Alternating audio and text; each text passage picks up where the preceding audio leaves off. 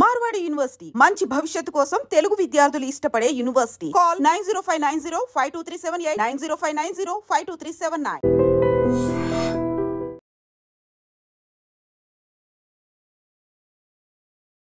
మోహన్ బాబు ఇంటి దగ్గర అంటే జల్పల్లి అక్కడ ఉంటారు కాబట్టి సినీ నటుడు మోహన్ బాబు ఇంటి దగ్గర ప్రస్తుతం మనం చూడొచ్చు. అగైన్ మనోజ్ మళ్ళోసారి ఆ ఇంటి దగ్గర ఆర్ ఇంటి బయట గేట్ దగ్గర కూర్చున్నాడు. మళ్ళొకసారి పోలీస్ బందోబస్తు కనిపిస్తోంది. వీళ్ళ అనుచరులు వాళ్ళ అనుచరులు ఇక బౌన్సర్లు ఇదే ఉంటుంది. సో ప్రస్తుతం అయితే ఉద్రిక్త పరిస్థితి అయితే కనిపిస్తోంది. మనం చూడొచ్చు మనోజ్ ఇంటి గేట్ బయట కూర్చున్నాడు. తనని ఇంట్లోకి రానివ్వడం లేదంటూ మంచు మనోజ్ నిరసనకు దిగిండు. మోహన్ బాబు ఇంటి గేటు వద్ద కూర్చొని మనోజ్ ఆందోళనకు దిగిండు. ఈ క్రమంలో ఎలాంటి ఘటనలు చోటు చేసుకోకుండా పహాడీ షరీఫ్ పోలీస్ స్టేషన్ పరిధి జల్పల్లి వద్ద ఉన్న మంచు టౌన్ వద్దకు భారీగా పోలీసులు చేరుకున్నారు. మంచు టౌన్ వద్దకు ఎవరిని అనుమతించట్లేదు. మంచు టౌన్కు దాదాపు 2 కిలోమీటర్ల దూరంలో పోలీస్ బందోబస్తు ఏర్పాటు చేసిండ్రు. వందలాది మంది పోలీసులతో పహాడీ షరీఫ్ పోలీసులు బందోబస్తుని కొనసాగిస్తున్న సిట్యుయేషన్. తన నివాసంలో చోరీ జరిగిందంటూ పహాడీ షరీఫ్ పోలీసులకు మంచు మనోజ్ ఫిర్యాదు చేసిండు. తన అన్న మంచు విష్ణు తన ఇంట్లో ఉన్న వస్తువులను ధ్వంసం చేసి కార్లను దొంగిలించారంటూ స్థానిక పోలీసులకు ఫిర్యాదు చేసిండు. ఫిర్యాదు అనంతరం కార్లను పోలీసులు తిరిగి స్వాధీనం చేసుకున్నారు. ఇదే నేపథ్యంలో ఈరోజు మంచు మనోజ్ జల్పల్లిలోని నివాసానికి వెళ్ళడానికి ప్రయత్నం చేసిండు. అయితే గేట్ ఓపెన్ చేయకపోవడంతో ఇంటి ముందే కూర్చొని మంచు మనోజ్ నిరసనకు దిగారు.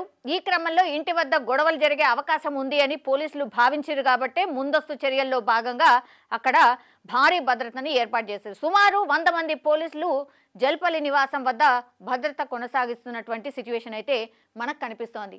అంతకంటే ముందు అంటే గత ఏడాది కూడా మోహన్ బాబు ఇంటి వద్ద తీవ్ర ఉద్రిక్త పరిస్థితులు నెలకొన్నటువంటిది మనందరికీ తెలిసిందే.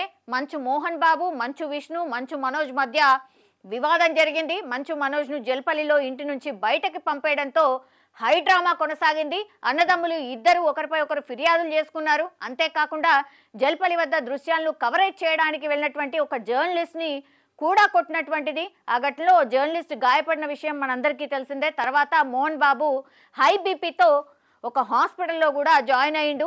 తర్వాత డిశ్చార్జ్ అయ్యిండు. ఆ జర్నలిస్ట్ పై దాడిని జర్నలిస్ట్ సంఘాలు తీవ్రంగా ఖండించాయి. మోహన్ బాబు క్షమాపణ చెప్పాల్సిందే అని పట్టుబట్టిండ్రు. దీంతో మోహన్ బాబు గాయపడిన జర్నలిస్ట్ను ఆసుపత్రికి వెళ్ళి మరీ పరామర్శించిండు. ఆ ఎపిసోడ్ ఎవరు కూడా మర్చిపోలేదు.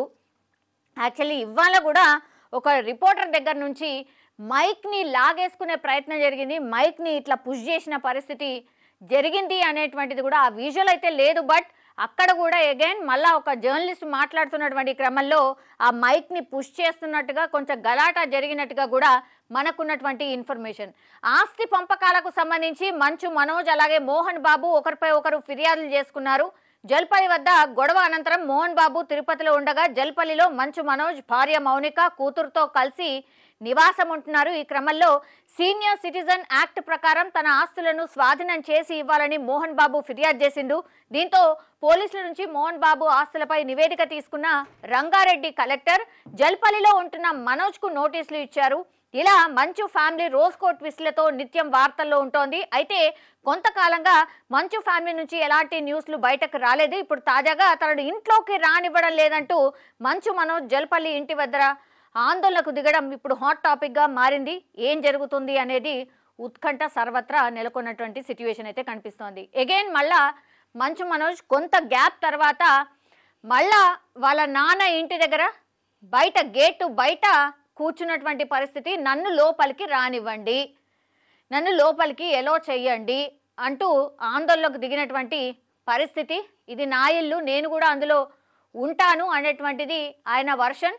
కాబట్టి నన్ను లోపలికి ఎలో చేయండి అని అంటూ ఆయన గేట్ బయట కూర్చున్నాడు. మనం చూడొచ్చు మళ్ళా ఏం జరుగుతుందో. గతంలో ఒక ఎపిసోడ్ ఆల్రెడీ చూసినాం కాబట్టి అది రిపీట్ కాకుండా ఉండాలి అని అంటే ఆల్రెడీ ఏదో జరగబోతోంది అన్న ఇన్ఫర్మేషన్తోని పోలీసులు పహాడీ షరీఫ్కి సంబంధించిన పోలీసులు అక్కడికి చేరుకోవడం, ఇంటి దగ్గరికి పూర్తిగా పహారా మధ్యలో ఇప్పుడు మనోజ్ కావచ్చు లేదంటే ఆ ఇంటి పరిసరాల్ని మనం చూడొచ్చు. 2 కిలోమీటర్ల బయట వరకు ఎవరిని కూడా అక్కడే ఉంచేసిండ్రు. లోపలికి ఎవరిని అలో చేయట్లేదు.